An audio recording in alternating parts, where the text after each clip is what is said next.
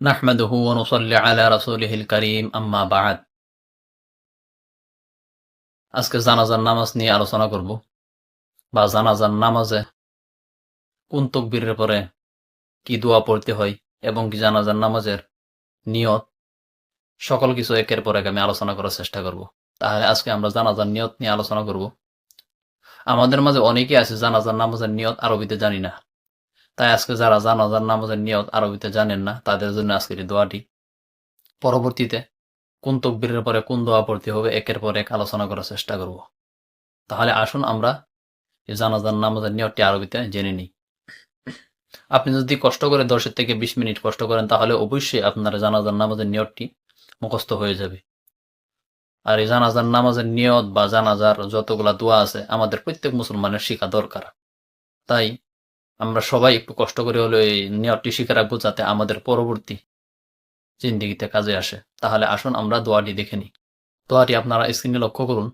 দোয়াটি হলো, অর্থাৎ জানাজার নামাজের নিয়তটি আপনারা স্ক্রিনে লক্ষ্য করুন। নিয়তটি হলো, নাওয়াইতু আন উওয়াদ্দিয়া লিল্লাহি তাআলা আরবাআ তাকবীরাতি সলাতিল জানাজাতি ফারদুল কিফায়াতি ওয়াস সানাউ লিল্লাহি তাআলা ওয়াস সালাতু আলান নবী ওয়াদ দুআউ লিহাযাল মাইয়িতি ইক্তিদাইতু বিহাযাল ইমাম মুতাওয়াজ্জিহান ইলা জিহাতিল কা'বাতিশ শরীফাতি আল্লাহু আকবার। অর্থাৎ, আমি আল্লাহর উদ্দেশ্য জানাজার নামাজের 4 তাকবীরের ফরজে কিফায়া কিবলামুখী হয়ে ইমামের পিছনে আদায় করার মনস্থ করলাম। ইহা আল্লাহ তাআলার প্রশংসা, রাসূলের প্রতি দুরূদ এবং মৃত ব্যক্তির জন্য দোয়া আশীর্বাদ রইল। আল্লাহ তাআলা মহান ও পবিত্র।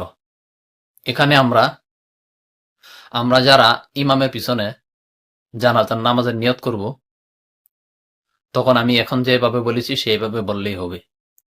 কিন্তু যারা ইমামতি করবে তারা কিন্তু আনা ইমামুল লিমান হাজারা ওয়া মাই ইয়াহজুর, যারা ইমাম তারা এটি করে নেবে। আর যদি পুরুষ ব্যক্তি হয় তখন আমি যেভাবে জানাজার নামাজের নিয়তটি বলেছি সেইভাবে নিয়তটি বললেই হবে। আর যদি মহিলা হয় তখন লিহাযাল মাইয়িতির স্থলে লিহাযিহিল মাইয়িতি বললেই সম্পূর্ণ নিয়তটি হয়ে যাবে। তাহলে আশা করছি দোয়াটি আমরা শিখার সবাই চেষ্টা করব এবং কেউ অন্যজনকেও শিখার সুবিধা করে দিব। তাহলে আল্লাহ রাব্বুল আলামিন আমাদের সবাইকে এই জানাজার নামাজের নিয়তটি শিখার এবং কে আমল করা তৌফিক দান করুন। আসসালামু আলাইকুম ওয়া রাহমাতুল্লাহি ওয়া বারাকাতুহু।